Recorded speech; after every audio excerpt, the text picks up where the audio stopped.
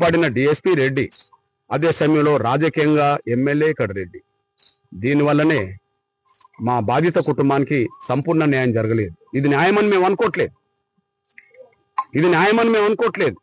న్యాయం మాకు చట్టపరంగా రావాలి. ఎవరి సానుభూతి మాకు అక్కర్లా, ఎవరి దయాదక్షలు మాకు అక్కర్లా, ఎవరి సానుభూతి మొసలు కన్నీరు మాకు అక్కర్లా, ఎవరి దయాదక్షలు మాకు అక్కర్లా, ఎవరి మొసలు కన్నీరు మా పట్ల కావాల్సిన అవసరం లేదు.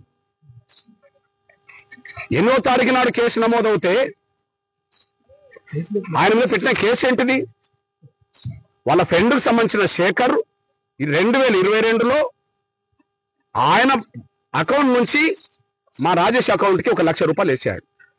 ఆయన క్లాస్మేట్, మొదటి నుంచి ఫ్రెండ్, వేసిన గంటలోపే మీకు నా నుంచి 1 లక్ష రూపాయలు వచ్చినాయి, తిరిగి పంపు అని చెప్తే ఫ్రెండ్ వేశాడు, ఫ్రెండ్కు మళ్ళీ పంపాడు.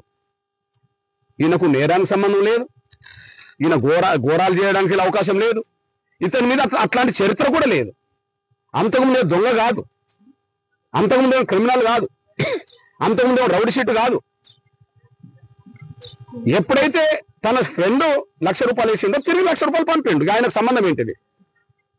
మీరు పెట్టిన కేసుల్లోనే అంటే A4 గా పెట్టారు, మళ్ళా అంటే A1 మీరు వదిలిపెట్టినట్టే. ఇంత సీరియస్ గా తీసుకోలే. A2, A3, A4 మీద పడ్డారు.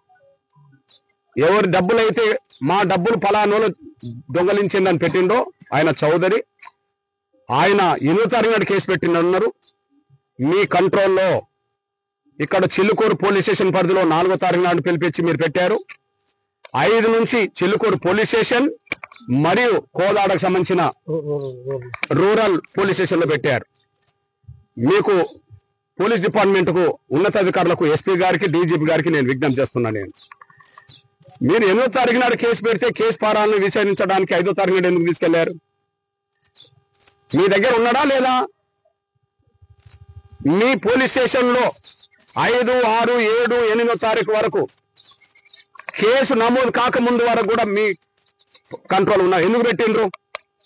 కేసు నమోదు అవుతే నిందితుడిని వెంటనే 24 గంటల కోర్టుకు హాజరుపరచాలి కదా. అసలు కేసు నమోదు కాకముందే 4 నుంచి 9 వరకు 8వ తారీఖు వరకు ఎలా మీరు పెట్టుకున్నారు? పెట్టుకోలేదని చెప్పగలుగుతారా? డిఎస్పీ చెప్పగలుగుతాడా? ఎస్ఐ చెప్పగలుగుతాడా? ఇక్కడ ఉండబడే రూరల్ సిఐ, రూరల్ స్టేషన్ చెప్పగలుగుతారా? ఒకవేళ మీరు చెప్పగలుగుతుంటే బహిరంగ ప్రకటన చేయండి. మా పరిధిలో లేడు, 8వ తారీఖు వరకు మా పరిధిలో లేడు, మేము తీసుకురాలేదు అని చెప్పగలగండి. చెప్తే మీ పోలీస్ స్టేషన్లో సీసీ కెమెరాలు ఉన్నాయి కదా, మీ పోలీస్ స్టేషన్లో సీసీ కెమెరాలు ఉన్నాయి కదా. నిన్ననే ఒక సుప్రీంకోర్టు చెప్పేసింది ప్రతి పోలీస్ స్టేషన్లో ఖచ్చితంగా సీసీ కెమెరాలు ఉండాలని చెప్పి. మీ దగ్గర ఉన్నాయి కదా. మీరు దోషులే. చెయ్యని నేరానికి మా వాడిని బలి చేశారు, చెయ్యని నేరానికి మా రాజేష్ని బలి చేశారు. అమాయకైన కుటుంబ సభ్యులను ఏదో ముసలి కన్నీరు గారుతూ ప్రేమ ఓరకబోసి కేసులను తప్పించుకోవడానికి, ఎస్ఐ సురేష్ రెడ్డి తప్పించడానికి ఎమ్మెల్యే కొమ్ము కాసినట్టే కనిపిస్తున్నది.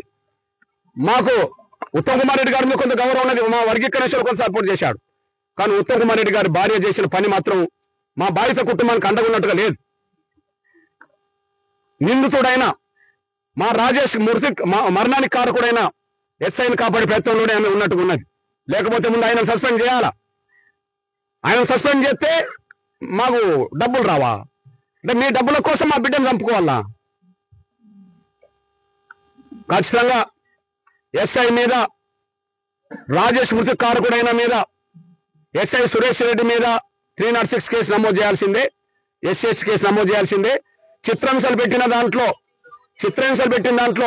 ఖచ్చితంగా ఎవరెవరు చిలుకూరు పోలీసులు ఉన్నారో వాళ్ళ మీద కేసు నమోదు చేయాల్సిందే. కేసు లేకుండా అకారణంగా రూరల్ స్టేషన్లో పెట్టిండ్రే, కేసు లేకుండా రాజేష్ను రూరల్ స్టేషన్లో పెట్టిండ్రు కదా, రూరల్ పోలీసులు కూడా దీనికి బాధ్యత వహించాల్సిందే. ఖచ్చితంగా వాళ్ళ మీద కూడా కేసు పెట్టాల్సిందే.